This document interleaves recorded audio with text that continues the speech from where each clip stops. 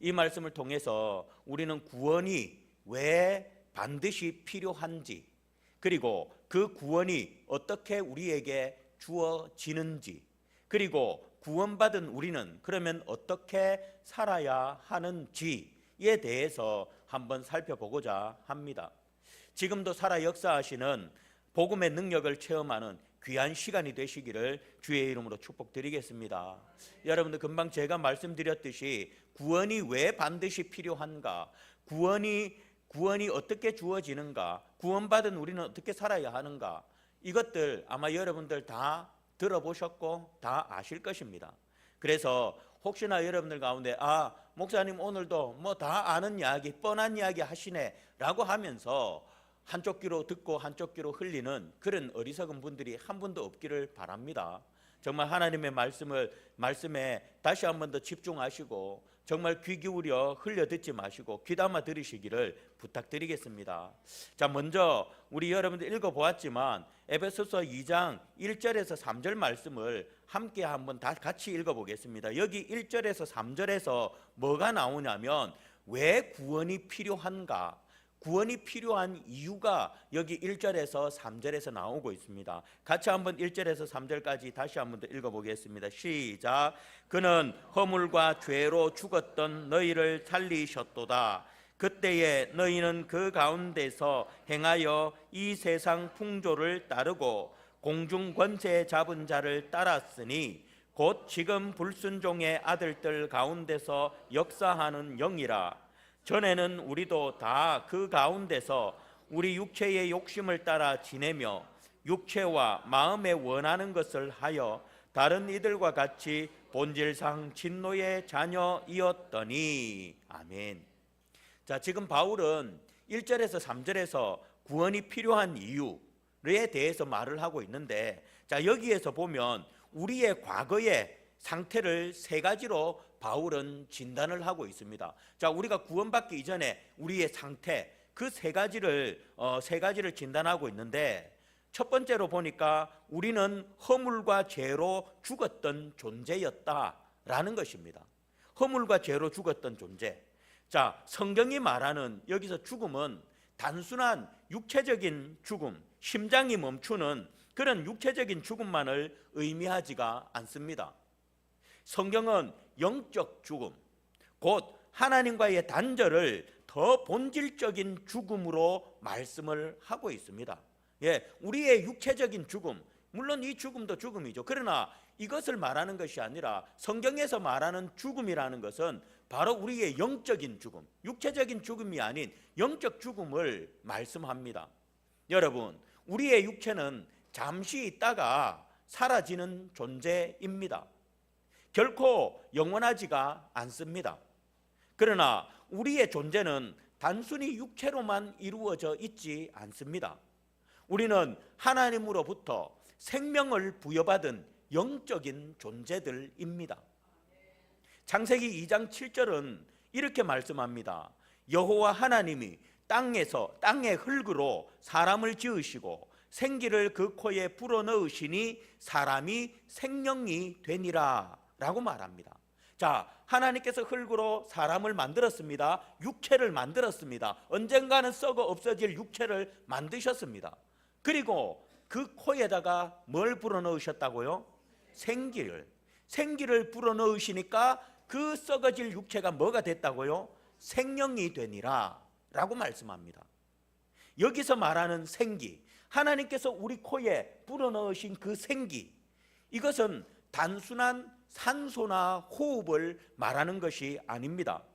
이 말씀은 생기는 물론 산소, 호흡이라는 뜻도 있습니다. 생기라는 원어에. 그런데 단순히 산소나 호흡을 말하는 것이 아니라 바로 하나님의 생명력, 하나님의 숨결을 의미합니다. 하나님의 생명과 하나님의 숨결, 즉 다시 말해서 생기를 불어넣었다는 것은 뭡니까? 단순히 산소만 불어넣은 것이 아니라, 호흡만 불어넣은 것이 아니라 그 흙으로 만든 죽어 없어질 그 육체에 뭘 불어넣었다는 것입니까? 하나님의 생명의 숨결. 하나님의 생명의 숨결. 그 숨결을 하나님께서 불어넣으셨다 있다라는 것입니다. 그래서 어떻게 해요? 살아있는 인격체, 영적 존재로 하나님께서 만드셨습니다. 그렇기 때문에 이 생명력, 이 뭡니까? 생명의 숨결이 없으면 우리는 살아있는 존재가 아닙니다. 예. 생명의 숨결이 없으면, 하나님께서 생기를 우리 속에 불어넣지 않으면 우리는 살아있는 존재가 아닙니다. 그래서 여기서 성경에서 말하는 죽음은 이 육체를 말하는 것이 아니라 바로 우리의 영적 죽음을 강조하는 것입니다. 어쨌든 지금 바울은 뭡니까? 우리의 과거의 상태 중에 첫 번째가 뭐라고요? 바로 허물과 죄로 죽었던, 자, 이렇게 영적인 존재로 만드셨습니다. 그러나 인간이 죄를 범함으로 생명의 근원이신 하나님과의 관계가 끊어지게 되었고, 그 결과 우리는 하나님의 뜻을 알 수도 없고 또 하나님께 반응할 수도 없는, 왜? 영적으로 죽어버렸기 때문에, 죄로 인해서 영적으로 죽어버렸기 때문에 하나님과의 관계가 끊어져 버림으로 말미암아서 하나님의 뜻을 알 수도 없고 또 하나님께 반응할 수도 없는 그런 영적으로 죽은 상태가 되어 버렸습니다. 이 상태는 마치 전원이 꺼진 스마트폰과 똑같습니다. 여러분, 겉으로 아무 문제가 없어 보일지라도 전원이 꺼져 있으면 아무 일도 할 수가 없습니다. 아무리 최신형 스마트폰이라 할지라도 전원이 없으면 쓸모없는 고철덩어리에 불과합니다. 그렇지 않습니까? 마찬가지로 하나님과의 관계가 끊긴 인간은 겉으로는 멀쩡해 보일 수 있습니다. 하지만 영적으로 죽어있는 존재입니다. 하나님의 뜻을 따를 수도 없고 또 하나님과의 교제도 할 수 없는 그런 상태가 되고 만 것입니다. 자, 그리고 두 번째로 바울은 우리의 과거를 세상 풍조와 마귀를 따르던 존재였다라고 말하고 있습니다. 세상 풍조와 사탄 마귀를 따르던 존재가 우리였다라고 말합니다. 이처럼 우리는 죽어 있었기에, 영적으로 죽어 있었기에 우리는 스스로의 의지로 하나님을 따를 수가 없었습니다. 자, 그 대신에 살아있는 것처럼 보이는 것들, 즉 세상 풍조를 따라 흘러갔습니다. 더 많은 돈, 더 높은 명예, 더 자극적인 쾌락을 쫓으면서 그것이 인생의 전부인 양 살아갔습니다. 그리고 그 배후에는 공중권세 잡은 자, 사탄의 영향력이 있었습니다. 여기서 사탄의 영향력 아래 있다라는 것은 우리의 의지로 사탄의 영향력 아래에서 벗어날 수 없는 영적 속박 가운데 있었다라는 것입니다.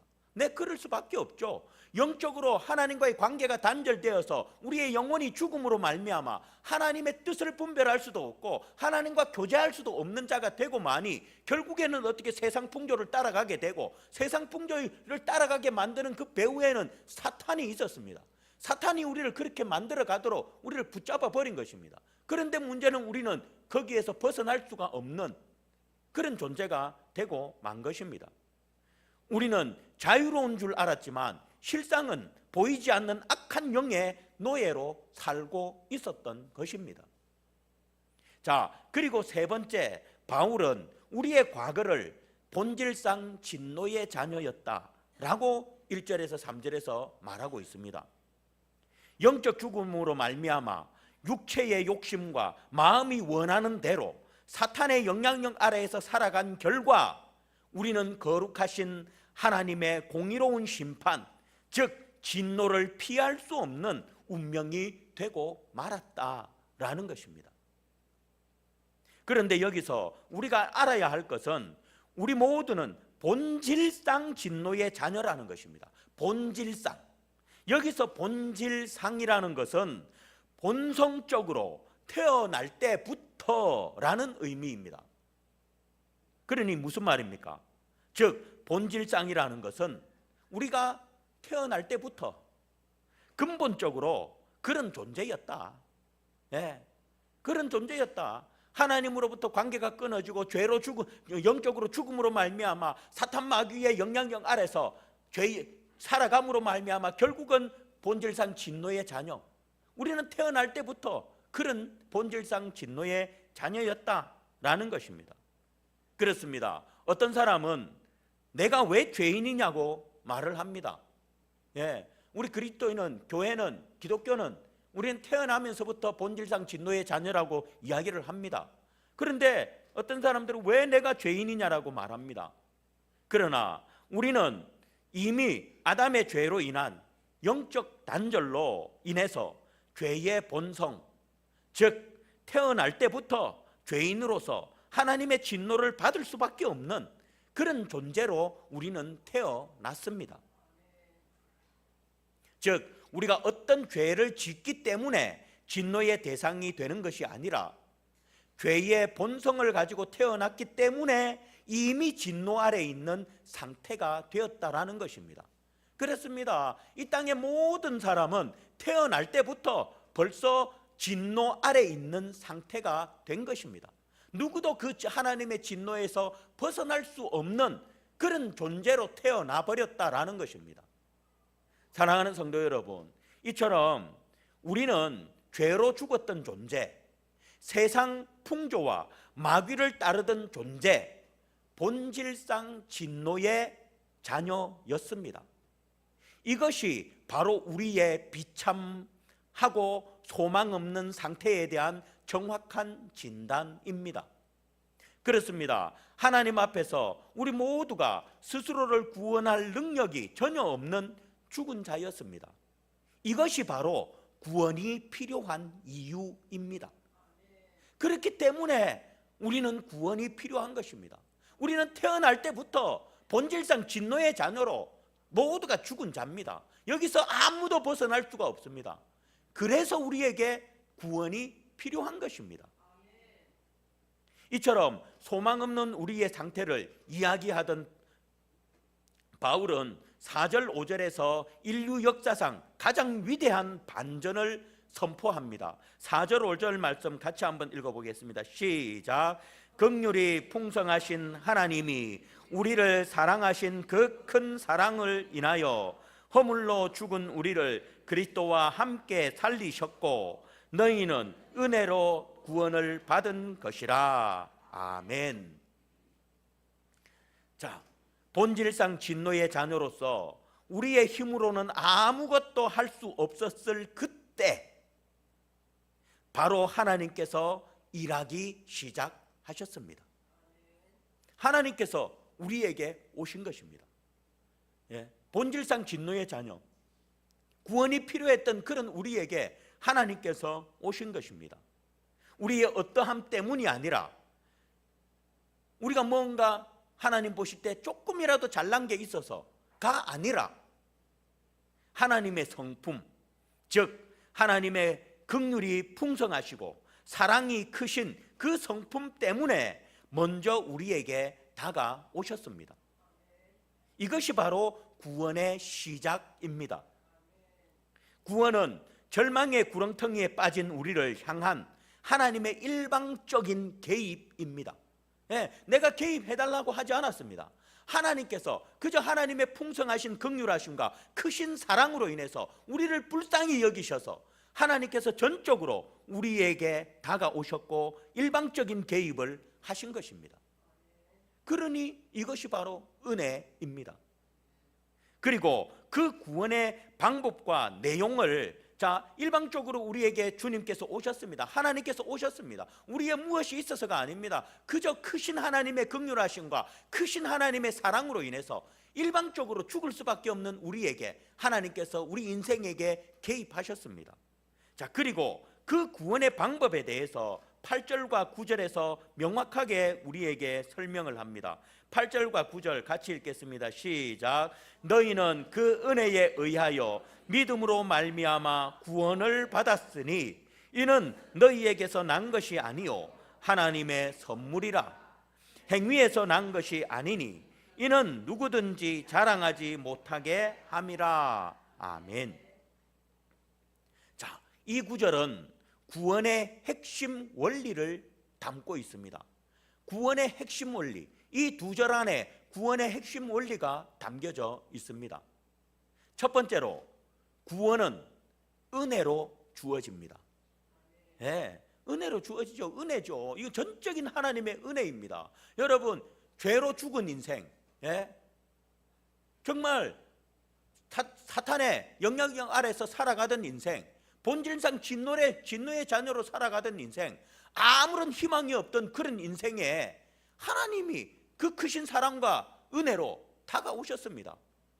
그리고 구원을 시작하셨습니다. 그러니 바로 그것이 은혜입니다. 그렇습니다. 구원의 핵심 원리 가운데 첫 번째는 바로 구원은 은혜로 주어집니다. 은혜란 받을 자격이 없는 자에게 거저 주시는 호의를 말합니다. 받을 자격이 아무것도 없는 자에게 그냥 거저 주는 것, 그것이 바로 은혜입니다. 우리는 진노를 받아 마땅한 본질상 진노의 자녀였지만 하나님께서는 진노 대신 아들 예수 그리스도를 우리에게 내어주셨습니다. 우리가 받아야 할 심판을 그분께 대신 받게 하심으로 우리를 용서하셨습니다. 이것이 바로 은혜입니다. 우리는 우리가 구원을 얻는 데 있어서 1%도 기여한 것이 없습니다. 아니 0.0000001%도 우리는 우리가 구원받는 데 기여한 것이 없습니다. 100% 하나님의 선물입니다. 하나님의 은혜입니다. 자, 그리고 두 번째로 구원의 핵심 원리는 바로 구원은 믿음으로 받는다는 것입니다. 이 엄청난 선물을, 자, 하나님은 은혜로 우리에게 엄청난 선물을 주셨습니다. 이 은혜, 이 엄청난 선물을 어떻게 내 것으로 만들 수 있느냐? 바로 믿음으로 받는 것입니다. 여기서 믿음은 구원을 얻어내는 공로나 능력이 아닙니다. 하나님께서 내미시는 구원의 선물을 그저 감사함으로 받는 손과 같습니다. 예, 하나님께서 주시는 그 구원의 선물을 그냥 손 내밀고 받는 것, 이것이 바로 믿음입니다. 하나님, 저는 죄인입니다. 제 힘으로 구원받을 수 없습니다. 오직 예수 그리스도의 십자가 공로를 의지합니다. 라는 이 고백과 함께 주님을 나의 구원자로 영접하는 것이 바로 믿음입니다. 이 믿음의 손을 내밀 때 받는 것이 바로 무엇입니까? 구원입니다. 이 믿음의 손을 내밀 때 받는 것, 그것이 바로 구원, 그것입니다. 그리고 우리가 구원의 핵심 원리 세 번째는 바로 구원은 우리의 행위에서 나지 않는다라는 것입니다. 위에서 잠시 말씀드렸듯이 우리가 구원을 얻는데 1%도 우리는 기여한 것이 없습니다.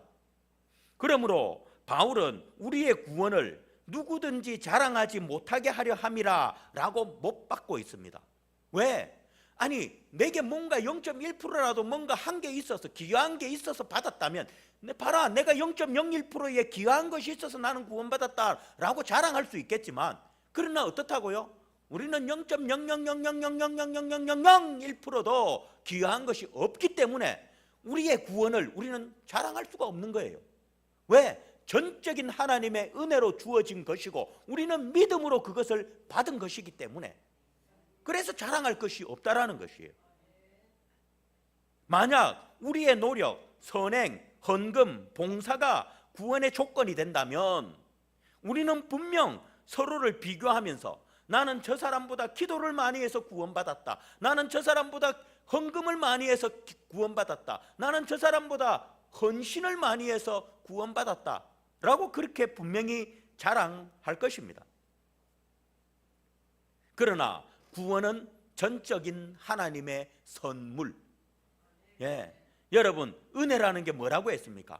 받을 자격 없는 자에게 거저 주는 호의라고 했습니다. 그것이 하나님의 선물입니다. 구원의 선물입니다. 구원은 전적인 하나님의 선물이기에 그 누구도 하나님 앞에서 자신의 공로를 자랑할 수가 없습니다. 우리는 오직 이 놀라운 은혜를 베푸신 하나님만 자랑해야 합니다. 예. 여러분, 구원은 우리가 아둥바둥 노력해서 쟁취하는 것이 아닙니다. 은혜가 풍성하신 하나님께서 이미 모든 것을 이루시고 우리를 이리 오라라고 초청하시는 잔치입니다. 그 초청에 우리는 믿음으로 응해서 나가는 것밖에는 없는 것입니다. 우리는 그저 믿음으로 나아가 받기만 하면 됩니다. 이것이 바로 구원의 핵심 원리입니다.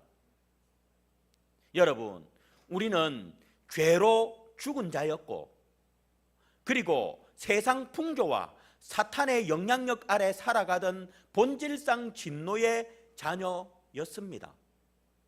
그런 우리에게 하나님께서 긍휼과 크신 사랑으로 다가오셔서 구원의 은혜를 주셨습니다. 우리는 그 구원의 은혜를 믿음의 손으로 받기만 하면 되는 것입니다. 이 구원은 우리의 행위로 인한 것이 아닌 적극적인 하나님의 선물이기에 아무도 자랑할 수가 없습니다.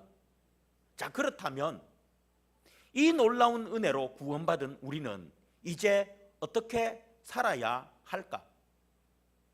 이 놀라운 하나님의 은혜로 우리는 구원받았는데, 그렇다면 구원받은 자로서 우리는 어떻게 살아야 할까? 구원이 단지 천국행 티켓을 확보하고 이 땅에서는 예전과 똑같이 살아도 되는 것일까요? 절대로 그렇지 않습니다. 10절 말씀을 같이 한번 다시 읽어보겠습니다. 10절 말씀입니다. 시작. 우리는 그가 만드신 바라 그리스도 예수 안에서 선한 일을 위하여 지으심을 받은 자니, 이 일은 하나님의 전에 예비하사 우리로 그 가운데서 행하게 하려 하심이니라. 아멘. 자, 구원받은 우리는 새로운 신분과 새로운 목적을 갖게 되었습니다. 자, 그러면 구원받은 우리는 새로운 신분을 갖게 됐다는데 어떤 신분을 가졌냐? 거기에 보니까 오늘 본문에 보니까 하나님이 만드신 바라고 이야기합니다. 우리는 그가 만드신 바라라고 이야기합니다. 즉 하나님의 걸작품입니다. 하나님이 만드신 걸작품이라는 것입니다. 여기서 만드신 바라는 말이 헬라어로 포이에마입니다. 이 포이에마는 시 그리고 작품이라는 의미가 있습니다. 여러분, 우리는 더 이상 죄와 허물로 망가진 존재가 아닙니다. 우리가 구원받기 전에, 믿음으로 구원받기 전에는 우리는 죄와 허물로 망가진 존재들, 영원히 구원받을 수 없고 영원히 죽을 존재들이었습니다. 그러나 우리가 믿음의 손을 내밀므로 하나님의 거저 주시는 그 구원을 받은 이후로는 지금 우리는 더 이상 죄와 허물로 망가진 존재가 아니라는 것입니다. 하나님께서 그리스도 예수의 피로 우리를 깨끗하게 하시고 성령으로 새롭게 빚으신 세상에 단 하나뿐인 걸작품, 하나님이 만드신 걸작품입니다. 여러분, 이 사실을 믿을 때 우리는 세상의 평가나 자기 비하에서 벗어나서 참된 자존감을 회복할 수가 있습니다. 누가 못났네, 누가 어리석네 하더라도 나는 하나님이 만드신 걸작품입니다. 그가 나를 뭐 어떻게 판단하든, 그가 나를 어떻게 여기든 상관없습니다. 하나님이 만드신 걸작품입니다. 그들은 몰라요, 내가 하나님이 만든 걸작품이라는 걸. 여러분, 옛날에 여기 한번 제가 황소머리 해가지고 사진 보여준 거 있었잖아요. 그게 뭐로 만들었댔어요? 고물상에 버려진 자전거 안장과 핸들로. 그런데 그게 피카소가 만들어가지고 그게 얼마나 걸작품입니까? 그거 저와 여러분들 돈 주고 살 수 없습니다. 그런데 모르는 사람은 아이고 뭐고 저거 자전거 핸들하고 안장이네, 저게 뭐 걸작품이고 저게 무슨 작품이고 아마 분명히 그렇게 할 겁니다. 모르는 사람들은. 똑같습니다. 세상 사람들은 모릅니다. 우리가 하나님의 걸작품인지, 누가 우리를 만드셨는지 모릅니다. 그걸 피카소가 만들었다면, 그리고 피카소가 누군지를 아는 사람이라면 절대로 그것 가지고 그렇게 평가하지 않습니다. 마찬가지입니다. 그들은 우리를 뭐 어떻게 평가하든지, 그러는 우리를 만드신 분이 누군지를 그들은 모르고, 우리가 어떤 존재인지를 모르기 때문에 그렇게 말합니다. 그러니 누가 나에게 뭐라고 하든 상관하지 마십시오. 우리는 누구라고요? 하나님이 만드신 걸작품들입니다. 아무리 못생겨도 저같이 잘생겼으면 더 감사하지만, 아무리 못생겨도 저같이 잘생겨도 다 하나님의 걸작품입니다. 여러분들도 다 잘나고 잘생겼죠. 이쁘십니다. 하나님의 걸작품입니다. 이 사실을 알 때 우리는 자존감을 회복할 수가 있습니다. 어제 우연히 TV를 보다 보니까 이제는 뭡니까? 세상에 이런 일이가 이제 바뀌어가지고, 뭐 세상에 이런 일이 뭐 바뀌었대요. 보니까 그거 뭡니까? 그 진행자들도 젊은 사람들도 바뀌고 다 바뀌었더라고요. 거기 보니까 한 사람이 남자인데 완전 뭐 몸이 이래요. 막 이런데, 그런데 이 사람이 여자 분장을 해가지고 막 헬스 트레이너를 하더라고요. 근데 퇴근을 하고 따로 자기 있을 때는 여자 분장을 하고 가발을 쓰고 입술 루즈를 발라가지고 안녕하세요 막 이러고 이래 돌아다니는, 이 등치가 이런 사람이. 근데 그 사람이 어릴 때 성폭행을 당했는 겁니다. 남자인데. 근데 그 충격에 의해 가지고 자기 존재 자존감이 엄청나게 지금 바닥을 치고 있더라고요. 그래가지고 그거 어떤 정신적인 저희가 정확하게 모르겠지만, 그래가지고 이게 뭐라더라? 하여튼 용어가 있던데, 하여튼 그래가지고 이렇게 다중인격자가 돼 있대요. 여러분, 그런데 만약에 우리가 하나님의 걸작품이라는 자존감을 가진다면 그렇게 되겠습니까? 어쨌든 저와 여러분들, 우리는 하나님이 만드신 걸작품입니다.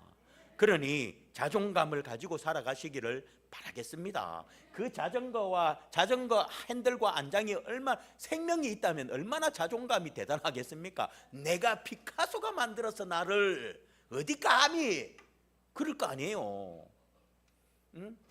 여러분, 그러니 자존감을 가지고 살아가시기 바랍니다. 자, 그리고 둘째로, 구원받은 우리는 새로운 신분, 바로 하나님의 걸작품으로 우리는 바뀌었습니다. 그리고 새로운 목적을 갖게 됐다라고 했습니다. 하나님께서 우리를 구원하시고 새로운 목적을 우리가 받았습니다. 그게 뭐냐면 바로 선한 일을 위하여 지음받았다라는 것입니다. 여기서 중요한 순서가 있습니다. 우리는 선한 일을 하기 위해서 구원받은 것이 아니라 구원받았기 때문에 선한 일을 합니다. 자, 건강한 사과나무가 자연스럽게 사과 열매를 맺듯이 하나님의 은혜로 새 생명을 얻은 우리는, 즉 구원받은 우리는 자연스럽게 선한 열매를 맺게 됩니다. 이 선한 일은 거창한 어떤 일을 말하는 것이 아닙니다. 어떤 돈을 많이 들어가지고 가난한 사람들을 도왔다, 물론 이것도 선한 일이죠. 그러나 꼭 그런 것만을 말하는 것이 아닙니다. 여러분의 가정에서, 직장에서, 이웃과의 관계 속에서 하나님의 사랑과 친절, 정직과 성실, 그리고 구원받은 자로서 사랑과 친절, 정직과 성실, 용서와 섬김을 실천하는 모든 것, 이것이 바로 하나님이 기뻐하시는 선한 일입니다. 그러니 구원받은 하나님의 걸작품들로서 자존감을 가지고 살아가시고, 또한 우리가 속해 있는 그곳에서 선한 열매를 맺으며 살아가는 그런 저와 여러분 모두가 되시기를 주님의 이름으로 축복드리겠습니다. 말씀을 맺습니다. 사랑하는 성도 여러분, 오늘 우리가 함께 나눈 에베소서 2장 1절에서 10절 말씀은 어쩌면 여러분에게 너무나도 익숙한 말씀이었을지 모릅니다. 머리로는 이미 알고 있고 입으로는 외울 수 있고 심지어는 다른 사람에게 설명해 줄 수 있을 만큼 들었던 말씀입니다. 그렇지 않습니까? 여러분, 오늘 제가 설교한 거 여러분들 믿지 않는 사람들한테 여러분들도 다 할 수 있잖아요. 뭐 내용 오늘 어려운 게 뭐가 있었어요? 하나도 없잖아요. 그런데 정작 저와 여러분들의 마음은 어떻습니까? 이 설교 말씀을 듣는 우리의 마음은 어떻습니까? 그 은혜 앞에 감격합니까? 예? 0.0001%라도 오늘 이 말씀을 들으면서 여러분들 마음에 그래, 나는 죄로 죽은 본질상 진노의 자녀였는데 하나님의 긍휼하심과 사랑으로 하나님께서 전적으로 내게 오셔서 그 큰 구원의 은혜의 선물을 내게 주셨고 나는 믿음으로 그것을 받았어. 얼마나 감사합니다. 여러분, 0.00000001%라도 이 설교를 들으면서 감사하다는 마음이 여러분들 속에 드셨습니까? 그 구원의 소식 앞에 지금도 심장이 뛰고 있습니까? 아니면 이 말씀조차도 오늘 목사님 뭐 우리 다 아는 이야기 안 해, 들어본 이야기 이미 아는 내용으로 밀쳐두고 무감각한 채로 앉아있지는 않습니까? 성경은 우리가 본질상 진노의 자녀였다라고 말씀합니다. 이 말씀은 단순히 좀 부족한 사람이었다는 정도가 아닙니다. 그냥 실수 좀 하고 예배 좀 빠졌다는 수준이 아닙니다. 하나님의 진노 아래에서 스스로 아무것도 할 수 없는 영적 시체, 그게 바로 나였다는 말입니다.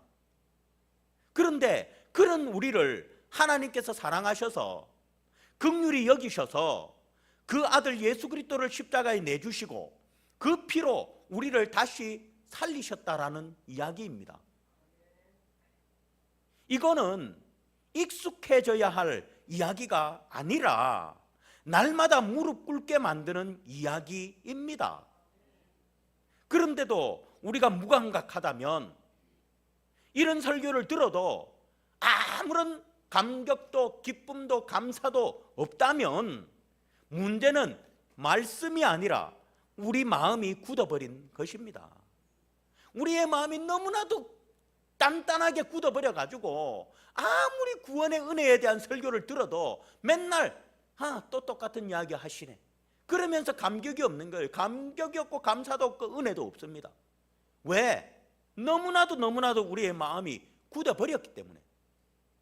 그렇지 않은 사람은요, 아무리 지난주에 구원에 관한 이야기, 오늘도 구원에 관한 이야기, 다음 주에도 구원에 관한 이야기, 구원에 관한 이야기를 할 때마다 그 마음속에 할렐루야, 아멘, 감사합니다, 이러한 감격이 있어야 합니다. 그런데 마음에 굳어진 사람들은 어때요? 지난주에도 구원에 관한 이야기, 오늘도 구원에 관한 이야기, 다음 주도 구원에 관한 이야기 하면 저 목사님 맨날 좀 저 이야기밖에 안 하노, 이렇게 되는 거예요. 여러분, 구원은 이론이 아닙니다. 그 은혜가 나를 살렸다는 것을 오늘 또 절실히 느끼지 못한다면 우리는 어쩌면 다시 은혜를 필요로 하는 자리로, 회개의 자리로 돌아가야 할지 모릅니다. 오늘 이 익숙한 말씀 앞에서 다시 진심으로 무릎 꿇으시기를 바랍니다. 다시 그 은혜 앞에 감격할 수 있기를 바랍니다. 그리고 다시 뜨겁게 살아가시기를 바랍니다. 그 구원의 은혜를 생각하면서 다시 뜨겁게 살아갈 수 있는 그런 우리가 되기를 바랍니다.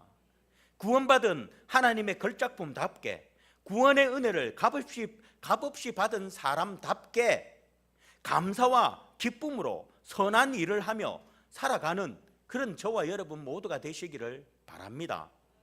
이것이 바로 은혜로 구원받은 인생의 진짜 모습입니다. 이런 모습이 우리 모두에게 있기를 다시 한 번 더 주의 이름으로 축복드리겠습니다. 기도하겠습니다.